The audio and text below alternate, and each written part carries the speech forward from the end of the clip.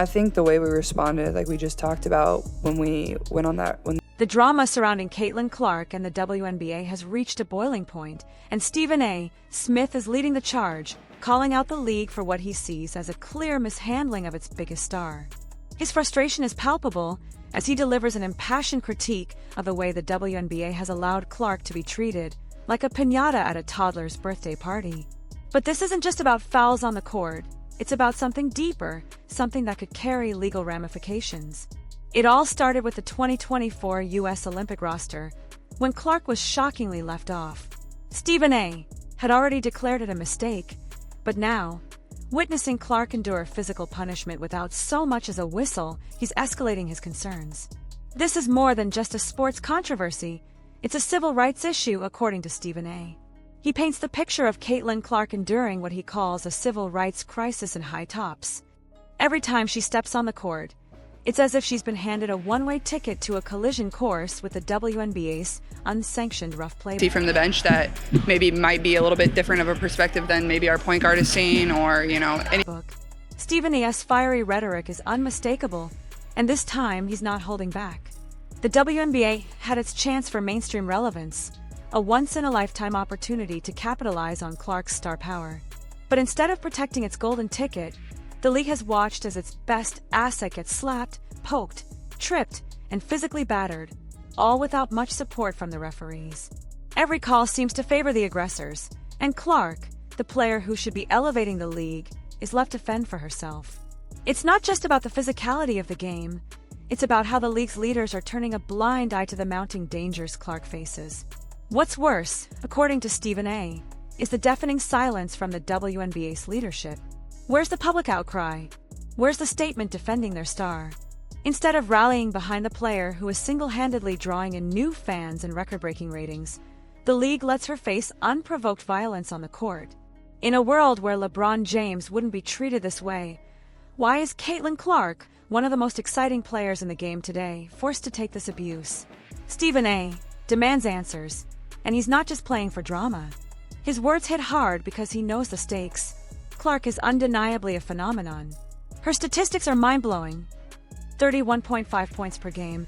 Major pressure to get Caitlyn Clark to come on to New York. A 40% shooting clip from beyond the arc, and leadership that has brought the Indiana Fever to the forefront of the WNBA. But instead of celebrating her, the league seems intent on throwing her under the bus. Stephen A. equates the situation to sabotage, not the clever kind, but the messy, petty kind that's doing irreversible damage to the league's future. Stephen A. puts it bluntly, Caitlyn Clark is not just a player, she's the WNBA's future. She's their Michael Jordan, their golden goose. Since she joined the league, viewership has soared, merchandise sales have jumped by 601%, and the league has seen a 170% increase in fan engagement. But instead of nurturing this growth, the WNBA has allowed her to be pounded into the ground, both physically and emotionally.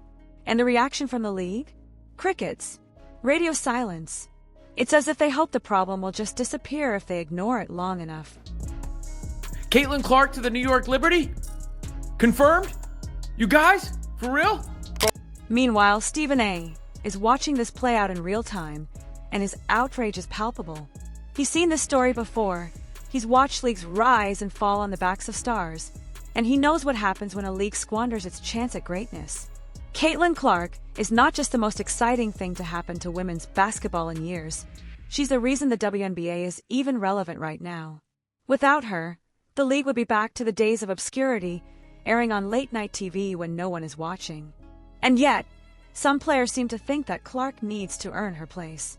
As if surviving brutal hits and endless fouls is some kind of rite of passage. The hypocrisy is staggering.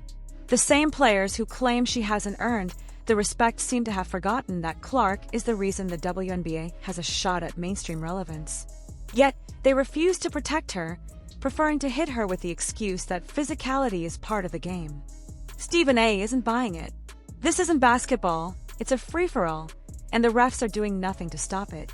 He calls out the inconsistency in officiating, with some plays being ignored while others result in technical fouls for Clark. The whole thing reeks of bias, jealousy, and poor management. The upon Caitlyn Clark's strengths. It's that simple. It's that simple. You have... NBA, in its attempt to put its foot down and teach Clark a lesson, is actually sabotaging itself. Stephen A. argues that the league is inadvertently creating a hostile environment for its star player, one where every time she steps on the court, she's putting her health and future at risk. And for what? To prove she's tough enough? To show she can handle the rough play? But when is enough enough? When will the league step in and say, this isn't acceptable? And let's talk about the media's role in this. While the WNBA looks the other way, ESPN and other outlets continue to push a narrative that Clark needs to toughen up, that she's learning the ropes of professional basketball. But is getting elbowed in the face part of the learning process? Is being constantly targeted and physically abused something she should just accept? Stephen A. doesn't think so, and neither should the fans. Clark, for her part, is handling the situation with grace. She's not throwing tantrums. She's not whining. She's just playing the game. But she's also paying the price for it. She's playing through injuries, through pain, through the kind of treatment that no player should have to endure. The fact that she's doing all of this without raising her voice just makes it worse.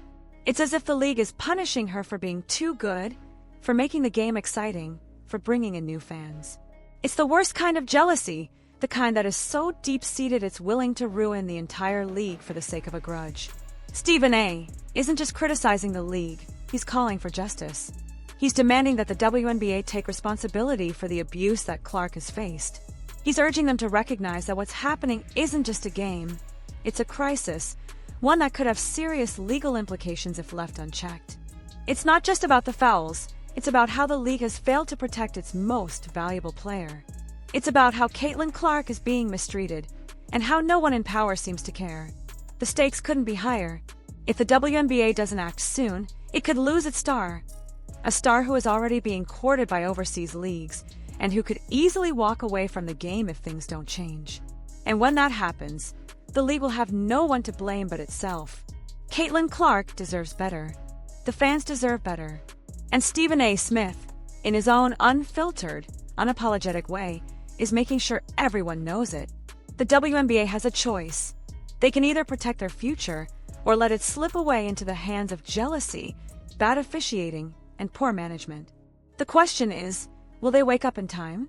Or will this be another story of a league shooting itself in the foot at the height of its potential? If you believe Caitlyn Clark deserves better, if you think the WNBA is making a mistake by allowing this to happen, drop your thoughts in the comments below. Do you think the league should step in and protect its star?